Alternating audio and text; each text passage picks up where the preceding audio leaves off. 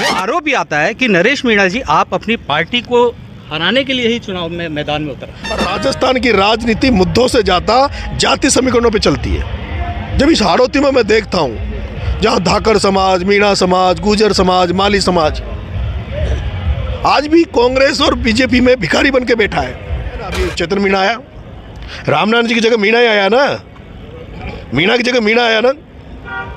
मैं ये कह रहा हूँ जो ब्राह्मण समाज, जो राजपूत समाज जो ताकत में था, वो कहाँ उनको साइड कर दिया गया और उनकी जगह कौन आ गया। राजनीति में जो षड्यंत्र होते हैं, अब हम तो सीधे लोग, गुजर मीणा बेचारे सीधे थे, आ गए चक्करों में, हो गए आमने सामने। लेकिन आज वो जो खाई थी उसको हमने मैंने देखा कल कि जितना गुजर समाज वोट देगा ना गुंजल साहब को, उससे डबल वोट मीणा समाज गुंजल साहब को देगा। झालावाड़ 12 की सीट में मीणा को टिकट दे देते तो मैं 100% कह रहा हूँ कि वो सीट कांग्रेस की झोली में होती। अभी तो नहीं आ रही, अब पता नहीं, अब 4 तारीख को पता लगेगा कौन जीतेगा कौन हारेगा। ओम बिरला देश का तीसरे नंबर के ओहदे पे था। प्रधानमंत्री राष्ट्रपति के बाद में अगर कोई तीसरे नंबर का ओहदा आता है ना तो लोकसभा स्पीकर का आता है। वो चाहता तो ऑयल भी चालू हो जाती, शुगर भी चालू हो जाती, लेकिन वो तो चाहते हैं कि ये जो है ना डीसीएम फैक्ट्री ये भी बंद हो जाए, गड्ढे पानी बंद हो जाए, इनकी जमीनें के हम खा जाएं, इसके जो वर्क करे वो हमारी मजदूरी करे। आज हमारे साथ मौजूद हैं, कांग्रेस के लिए इस समय जोरदार तरीके से प्रचार कर रहे हैं। बहुत ही कम समय में कांग्रेस की राजनीति में बड़ी जगह बनाई है जिन्होंने, और काफी लोकप्रियता हासिल की है। इस समय हमारे साथ मौजूद हैं नरेश मीणा, जो इस समय कोटा लोकसभा चुनाव में पूरी दमदारी से कांग्रेस प्रत्याशी प्रहलाद गुंजल के समर्थन में अपना चुनाव प्रचार करते हैं। लगातार सुर्खियों में रहते हैं, सोशल मीडिया की भी सुर्खियों में रहते हैं और विरोध के लिए बड़े पहचाने जाते हैं। निर्दलीय चुनाव भी लड़ा था, बड़ी संख्या में मत हासिल करा, और शायद यही कारण रहा होगा कि इनके विधानसभा क्षेत्र में कांग्रेस जीत हासिल नहीं कर पाई। तो पहला जो आरोप इन पर आता है, वो आरोप ये आता है कि नरेश मीणा जी आप अपनी पार्टी को हराने के लिए ही चुनाव में मैदान में उतर आते हैं। देखिए ऐसा है, कई बार हम अब जो परिवार में रहते हैं उस परिवार में भी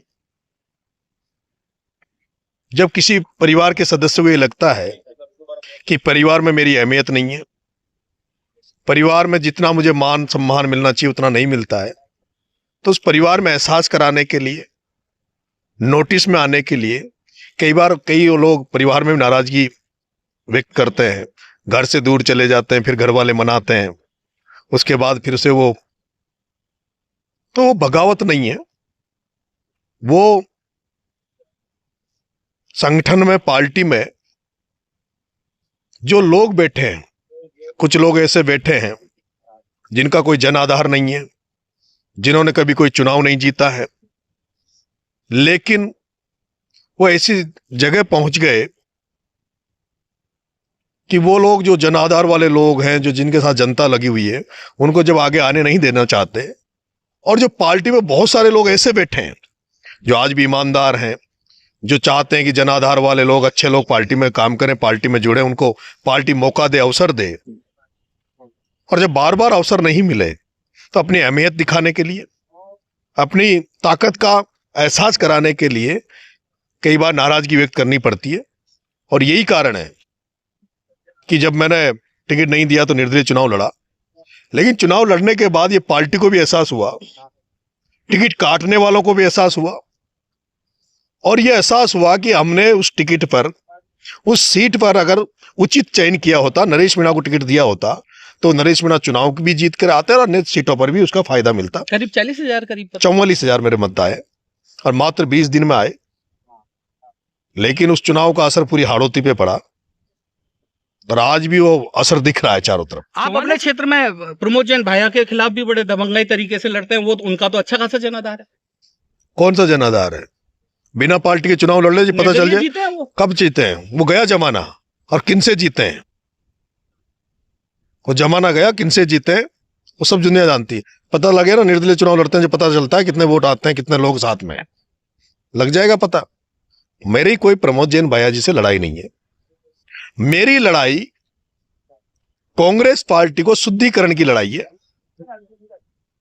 कुछ गिनती के परिवार जो मालिक बने बैठे हैं,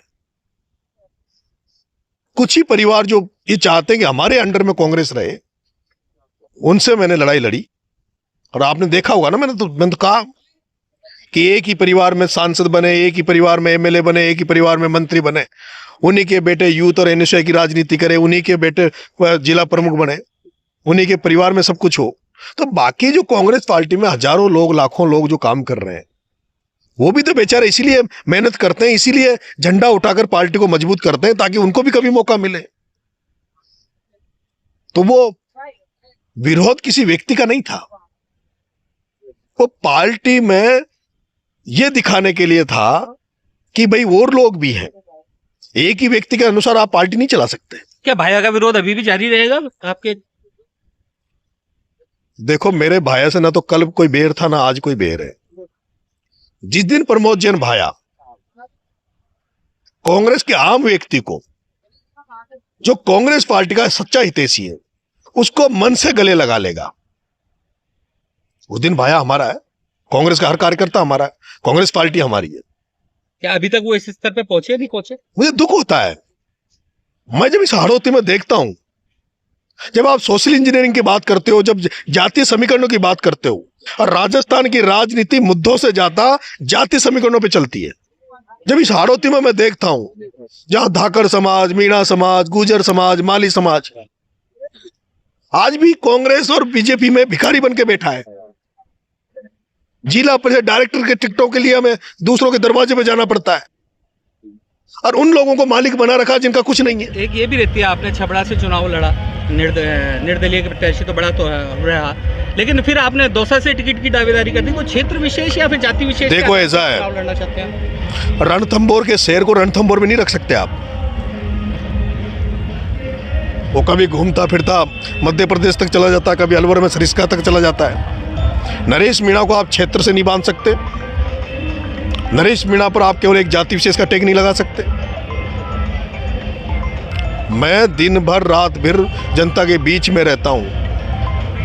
लोग केवल चुनाव लड़ते समय लोगों के बीच में जाते होंगे, मैं 365 दिन जनता के बीच में रहता हूं, जनता के बीच में जाता रहता हूं, और वो तो मेरा कार्य क्षेत्र रहा है। वहां तो मेरी आधी उम्र उस एरिया में निकली, पूरी राजस्थान में। छबड़ा से चुनाव आया, छबड़ा में तो मेरा खुद का वोट नहीं था, मेरा गांव नहीं था, वहाँ अनभिज्ञ था।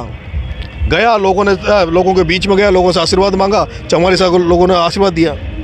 फिर जब दौसा का लोकसभा चुनाव आया, वहाँ भी टिकट मांगा। पार्टी वहाँ भी कुछ लोगों ने कहा कि साहब इसका कुछ लेना देना नहीं है। तो बड़े जो नेता बैठे हैं, जो आंखें बंद करके बैठे हैं, जो केवल सीमित दायरे तक देखते हैं, उनकी आंखों का उजाला बढ़ाने के लिए, उनकी चश्मा के नंबर बढ़ाने के लिए मैंने वहाँ दावेदारी ठोकी, निर्दलीय फॉर्म भरा।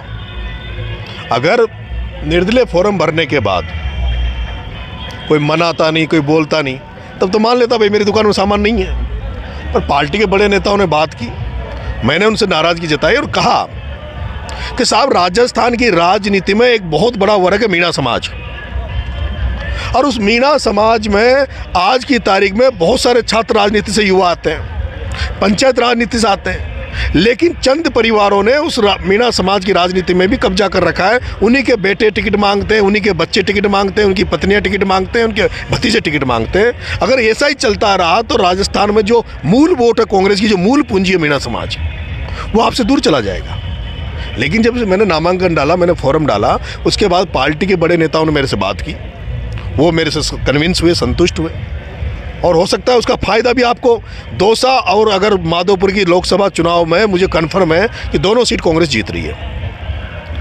लेकिन वो जो 3 दिन का मेरा नॉमिनेशन भरने से, नॉमिनेशन वापस लेने से जो मैंने अपनी बात रखी जनता के बीच में, पार्टी के पास में, उससे फर्क ये आएगा कि दोनों उपचुनाव में, क्योंकि दोनों विधायक हैं वो जो सांसद जो चुनाव लड़ रहे हैं, वो दोनों उपचुनाव में उनके परिवार के बच्चों को टिकट नहीं मिलेगा। अगर मैं वो नॉमिनेशन नहीं डालता, मैं चुनाव नहीं फॉर्म भरता, तो एक कन्फर्म मानता हूँ कि जो सांसद बन रहे हैं उन्हीं के परिवार वालों को उपचुनाव में एमएलए का टिकट मिलता। अब ये कन्फर्म कर दिया कि अगली बार उनके टिकट उनको नहीं देगी पार्टी, और टिकट देगी तो जनता उनको नकार देगी। तो क्या मैं वंशवाद, परिवारवाद की जो राजनीति चल रही है, उसके खिलाफ मेरा वो कदम था। नरेश मीणा नहीं लड़ सकते फिर? नहीं, मैं कोई दावेदारी नहीं करूँगा, मैं पूरा समय हाड़ौती में दूंगा। और आज मैं जिस तरह से मैंने तो अभी तो मैं कांग्रेस में हूँ, मैंने नामांकन जब भरा था और जब निर्दलीय नामांकन भरा था तब भी मेरा आपने स्टेटमेंट सुना होगा जब मैं दंडवत कर रहा था उस समय मैं पार्टी का मेंबर नहीं था, मैं निर्दलीय फोरम भर रहा था। तब भी मैंने ये आह्वान किया था कि राजस्थान में 25 सीटों पर चुनाव हो रहे हैं, लेकिन मैं एक सीट पे, कोटा बूंदी की सीट पे प्रहलाद जी गुंजल को समर्थन दे रहा हूँ। विशेष कारण? उसका विशेष कारण यही है कि प्रहलाद जी गुंजल साहब जिस पार्टी में रहे, जिस बीजेपी में रहे, वहां भी यही समस्या थी और बड़ी समस्या थी। और केवल गुंजल साहब के साथ ये समस्या नहीं थी, मैंने परसों भी कहा, कोटा बूंदी की राजनीति में, हाड़ौती की राजनीति में ये जो तबके जिनकी मैं बात कर रहा हूँ, जो पिछड़े हैं, जो ट्राइबल है, दलित है, माइनॉरिटी है, अल्पसंख्यक जो लोग हैं, जो गाँव में रहते हैं, ये लोग कभी सत्ता पावर में नहीं रहे। लेकिन आज दुख होता है कि कोटा जैसे शहर में, जो हाड़ौती में, कोटा एज राजधानी मानो आप, इस राजधानी में जहाँ पे ब्राह्मण समाज जो बहुत ताकत में था, हमने नाम सुनते थे जब बचपन में कि भुवनेश जी चतुर्वेदी साहब नरसिम्हा राव के टाइम पे प्रधानमंत्री कार्यालय में एज ए प्रधानमंत्री काम करते थे। ललित किशोर चतुर्वेदी जी भारतीय जनता पार्टी के प्रदेश अध्यक्ष रहे, मिनिस्टर रहे लंबे टाइम तक। रघुवीर सिंह जी कौशल प्रदेश अध्यक्ष रहे भाजपा के, मंत्री, ऊर्जा मंत्री रहे। और उनके परिवार के बारे में जब मैं सुनता हूँ, पढ़ता हूँ, उनकी आज भी आर्थिक रूप से वो संपन्न नहीं हुए और अब तो लुप्त हो गए। वो परिवार पता नहीं कहाँ गायब हो गए। आज मुझे एक हाड़ौती की राजनीति में एक आदमी बता दो, ब्राह्मण समाज में मुझे एक चेहरा बता दो। आपकी नजर में है कोई चेहरा? कोटा, बारां, बूंदी, झालावाड़, 4 जिलों की राजनीति में ब्राह्मण समाज जो बड़ी संख्या में, बड़ी तादाद में हाड़ौती में, और जिनका बड़ा लंबे समय तक यहाँ ताकत में रहे, वो सब गायब हो गए। आप ब्राह्मण समाज की बात करते हैं, लेकिन मीणा समाज का भी एक बड़ा चेहरा हुआ करते थे, रामनारायण मीणा, जिनको कांग्रेस ने टिकट नहीं दिया। कोटा लोकसभा क्षेत्र में आता है। देखो रामनारायण जी को बहुत मौके दिए, रामनारायण जी को बहुत मौके दिए। रामनारायण जी को अब तो आगे बढ़कर, और जो नए जो जनरेशन आ रही है, युवा जो आ रहे हैं, उनको आशीर्वाद देना चाहिए। कब तक आप एक ही आदमी को लेकर डोलोगे? आया ना अभी चेतन मीणा आया, रामनारायण जी की जगह मीणा ही आया ना, मीणा की जगह मीणा आया ना। मैं ये कह रहा हूँ, जो ब्राह्मण समाज, जो राजपूत समाज जो ताकत में था, वो कहाँ उनको साइड कर दिया गया और उनकी जगह कौन आ गया? और जो लोग आए वो राजनीति, किस तरह की राजनीति कर रहे हैं? वो क्या मानवीय राजनीति कर रहे हैं? उनके अंदर कोई संवेदनाएं बची हुई है? आज दिन तक उन्होंने कई गांव के लोगों को, किसानों के बच्चों को कहीं आगे बढ़ाने का काम किया। आज मैं देख रहा हूँ कोटा में कोचिंगों का हब है। कोटा जो राजधानी है, हाड़ौती की राजधानी कोटा है, ये कोचिंग हब है। यहाँ एलन, IIT, PMT, PET, जितने भी लाखों बच्चे पूरे देश से यहाँ आते हैं। आज दिन तक मुझे बता दो, जिस तरह से कोचिंगों में यहाँ बच्चों को लूटा जा रहा है, छात्रों को लूटा जा रहा है, क्या किसी यहाँ के नेता ने, क्या ओम बिरला ने कभी एक शब्द बोला कि इन कोचिंगों में बच्चों की फीस आधी होनी चाहिए या इन बच्चों की फीस निःशुल्क होनी चाहिए? क्या फ्री में एक भी कोचिंग कोटा में चल रही है जिसमें गरीब किसानों के बच्चों को फ्री में कोई कोचिंग दी जा रही हो? कहीं कोई ऐसी फैक्ट्री? यूपी बिहार के लड़के मजदूर बेरोजगार या के यहाँ नौकरी काम धंधे कर रहे हैं, कोई बड़ी जितनी भी फैक्ट्रियाँ हैं, और हाड़ौती के बच्चों को कोई नौकरी दे रहा हो तो बता दो। हाड़ौती का युवा रोजगार के लिए भटक रहा है। लेकिन यहाँ जो अब राजनीति, जो हाड़ौती में राजनीति, जो नई राजनीति हुई है, उस राजनीति पर मेरी चोट है। उस एक विशेष वर्ग पे चोट है जो केवल राजनीति, जिन्होंने व्यापार बना दिया, जिन्होंने राजनीति को पैसा कमाने का धंधा बना दिया। मीडिया में अगर खबरें छपे तो उन्हीं का कब्जा, उन्हीं के लोग। फैक्ट्री में चले जाओ तो उन्हीं के लोग। गुटबाजी की राजनीति तो आपके प्रदेश स्तर पर भी चलती है। देखो, ये मैं गुटबाजी की बात नहीं कर रहा, एक क्षेत्र मैं गुटबाजी की बात नहीं कर रहा। मैं ये कर रहा हूं कि बीजेपी में एक व्यक्ति ने पूरी बीजेपी को हाईजैक करके, और जो बीजेपी में जो मुख्य वक्ता थे, मुख्य जो नेता थे, उनको ख़त्म कर दिया। किस तरह से अभी मैं जो बिरला जी का मैं कहूँ तो उनके जो भाई के स्टेटमेंट सुन रहा हूँ, पिछले 2-3 स्टेटमेंट मैंने सुने। बिरला जी नेता है, बिरला जी लीडर है, उनकी मेहनत अगर वो करते तो उनको परिणाम आना चाहिए। लेकिन बिरला जी का भाई नेतागिरी करे, उनकी आड़ में वो दादागिरी करे, उनके बच्चे दादागिरी करें, वो जनता को शोषण करे, जनता को चूसे, ये कौन सी राजनीति है?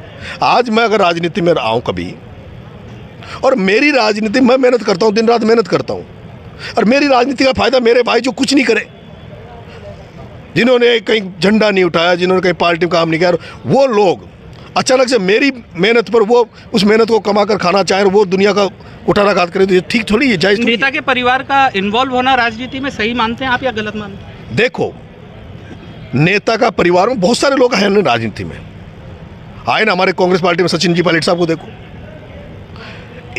राजनीति में कोई भी परिवार का व्यक्ति है जब एक बार आता है तो वो परिवार के नाम से चल जाए, लेकिन वो लंबा चलने के लिए तो उसको खुद के कार्य क्षेत्र, खुद का काम करना पड़ता है, खुद को मेहनत करनी पड़ती है। बिरला जी के भाई की क्या मेहनत है और किस तरह के स्टेटमेंट दे रहे हैं, किस तरह, मतलब जो भाषा शैली है उनकी, वैसी भाषा शैली बोल रहे हैं जैसे कोई मवाली गुंडा बदमाश जो बोलते हैं। इतने लोकप्रियता हासिल है आपको, मैं खुद मानता हूं इस बात को कि अगर किसी लीडर के पास इतना वोटर व्यक्तिगत आ जाए तो वो लीडरशिप होता है, मैं उसको व्यक्तिगत तौर पर उसका लीडरशिप मानता हूं। लेकिन इतना सपोर्ट होने के बावजूद भी क्या कांग्रेस का सेंट्रल लीडरशिप या सचिन पायलट के आप बहुत करीबी रहे, उनका समर्थन नहीं मिला कभी टिकट के मामले में आपको? जो मेरे साथ हो रहा है वो ऊपर भी होता है, वो दिल्ली में भी होता है, वो सब जगह ही होता है। जिस दिन राहुल गांधी प्रियंका गांधी की नज़र में नरेश मीणा आ जाएगा उस दिन स्टार बन जाएगा। तो सचिन पायलट भी नहीं आ पाए क्या अभी तक नजरों में? पायलट साहब तो नज़रों में है ना उनके, पर पायलट साहब की नज़रों में मैं भी हूँ।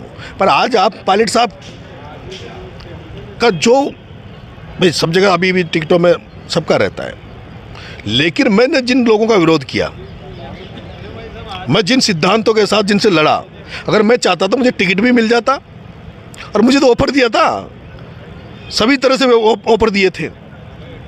पर मैं जो लड़ाई लड़ रहा हूँ हाड़ौती में, कांग्रेस की तरफ हाड़ौती में जो नरेश मीणा लड़ाई लड़ रहा है ना, उसके सुखद परिणाम 4 जून के बाद हाड़ौती को दिख जाएंगे। तो 12 हाड़ौती में पर जीतेगी नहीं जीतेगी फिर? देखो, मेरे को ना तो वहाँ पार्टी ने कहा कि वहाँ जाओ, ना मेरे को वहाँ से किसी प्रत्याशी का फ़ोन आया, और मैं बिना बुलाए तो भगवान के दरबार में भी नहीं जाऊँ। तो कोटा लोकसभा की बात करते कोटा लोकसभा में आदरणीय गुंजल साहब ने मेरे को कहा, उनके आदेश की पालना मैं कर रहा हूँ। पार्टी ने, आदरणीय डोटासरा जी ने मेरे से कहा कि तुम कोटा पर ध्यान दो, इसलिए आया और पूरी मेहनत कर रहा हूँ, और ये विश्वास दिला रहा हूँ कि मेरे को 2 ही दिन हुए हैं, लेकिन आपने ढूंढ ही लिया ना मुझे। नरेश मीणा 2 दिन में आ गया ना चर्चा में। अभी 26 तारीख बहुत दूर है, एक तरफा माहौल कर दूंगा, एक तरफा। केवल मात्र 22,000 वोटों से विधानसभा में बीजेपी ने लीड ली है।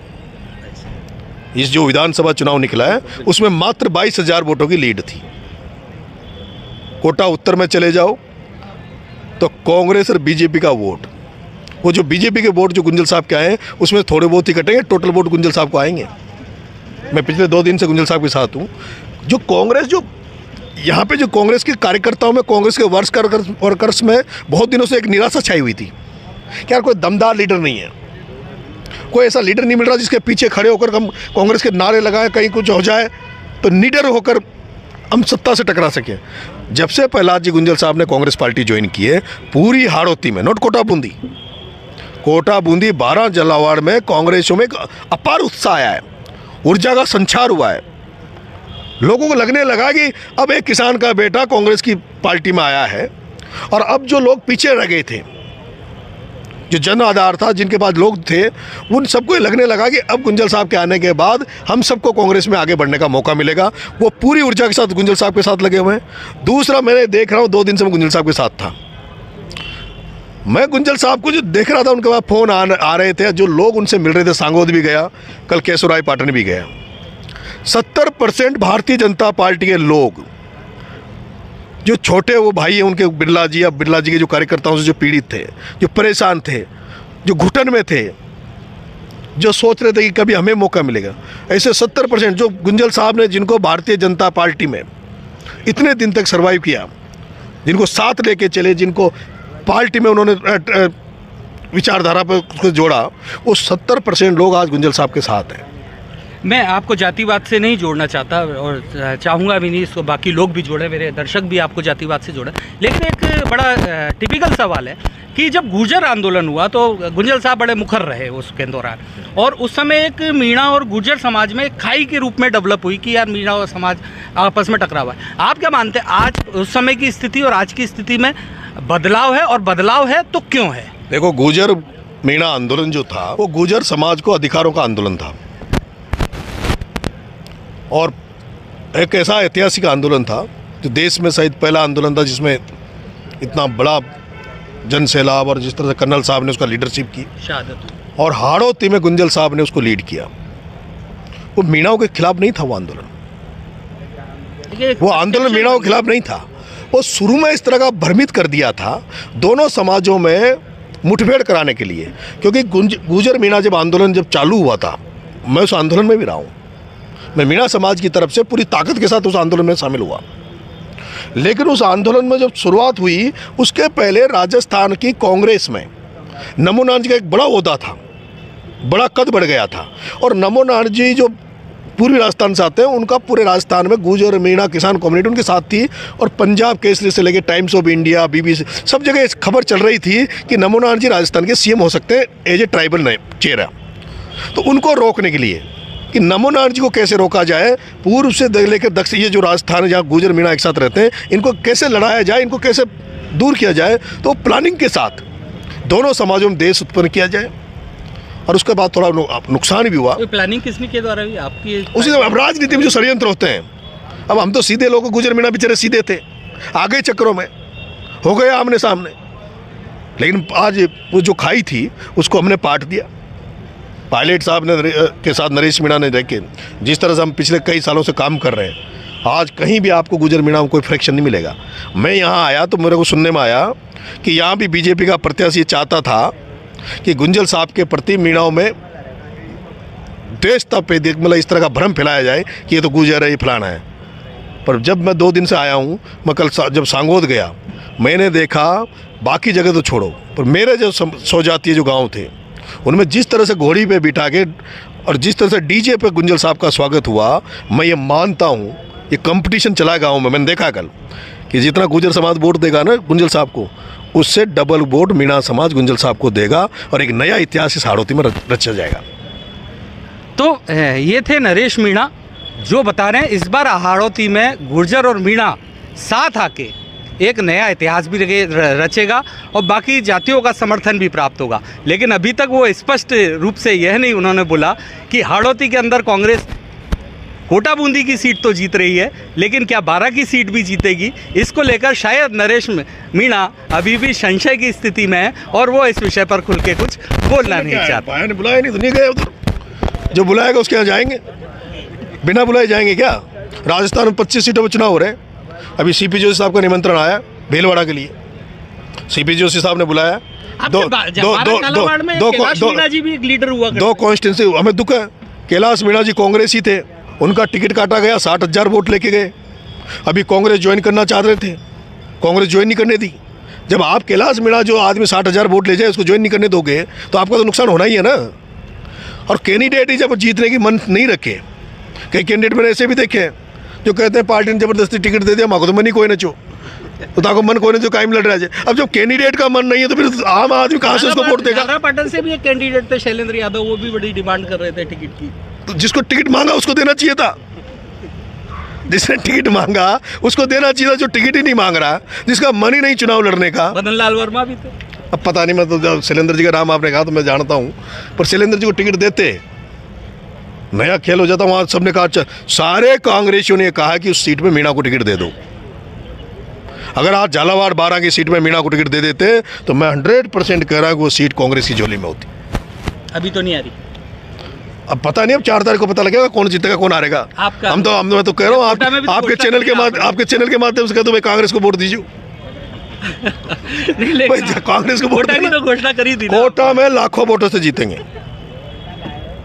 कोटा में लाखों वोटों से जीतेंगे। कोटा में, और कोटा की जीत के बाद नरेश मीणा की हाड़ौती में किसान राजनीति का उदय होगा।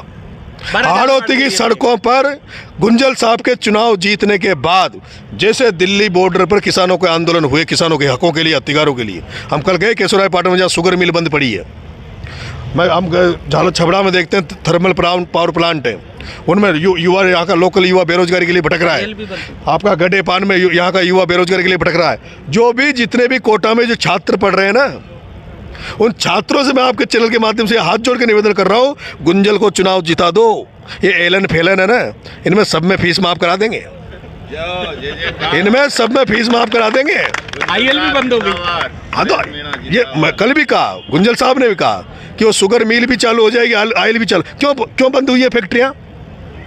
ओम बिरला देश का तीसरे नंबर के ओहदे पे था। प्रधानमंत्री राष्ट्रपति के बाद में अगर कोई तीसरे नंबर का ओहदा आता है ना तो लोकसभा स्पीकर का आता है। वो चाहता तो ऑयल भी चालू हो जाती, शुगर भी चालू हो जाती, लेकिन वो तो चाहते हैं कि ये जो है ना डीसीएम फैक्ट्री ये भी बंद हो जाए, गड्ढे पानी बंद हो जाए, इनकी ज़मीनें के हम खा जाएं, इसके जो वर्कर है वो हमारी मजदूरी करे। जब जेके बंद हुई थी कोटा में तो उसके बाद कोटा की आर्थिक स्थिति बिल्कुल डामाडोल हो गई थी। एक दशहरा मेला जो भरता है कोटा में, वो मेले में जो उसका क्रेज़ था वो ख़त्म हो गया था, लोग टूट गए थे। ये तो किस्मत थी कि यहाँ पे कोचिंग हब आ गया। तो कोचिंगों की वजह से जो बच्चे, लाखों बच्चे बाहर से आते हैं जो कमरों में रहते हैं, उसकी वजह से कोटा फिर से चल पड़ा। लेकिन जब कोटा चल पड़ा तो इसका मतलब ये तो नहीं है ना कि वो जो लाखों लोग आ रहे हैं उनको 4-5 लोग कोचिंग वाले लूटे। और कोचिंग वाले, मैं पूछना चाहूँ एलन वाले से, इतना पैसे वाला हो गया अब तो एलन वाला अब कोचिंग चलाता चलाता ज़मीनों के पट्टे भी काटने लग गया, कॉलोनियाँ बनाने लग गया। अरे एलन वाले थोड़े बहुत कोई 50-100 कोई छोरों में फ्री माफ़ किए गए फीस, 100-200 बच्चों को माफ़ किए गए फीस। पढ़ाते हैं बड़े बड़े लोग, बड़े बड़े जो पूंजीपति कई देखे हमने, निःशुल्क कोचिंग चलाते हैं, निःशुल्क हॉस्टल चलाते हैं। बता दो ना कोटा में कोई निःशुल्क हॉस्टल चल रहा हो तो इनका मन करे तो ये गवर्नमेंट के जो 2-4 हॉस्टल उनको और बंद करा दे।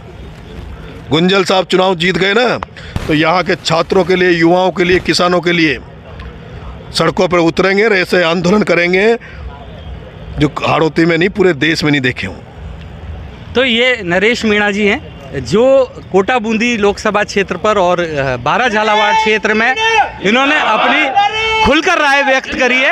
अब 4 जून के परिणामों में देखते हैं कि इनकी भविष्यवाणी कितनी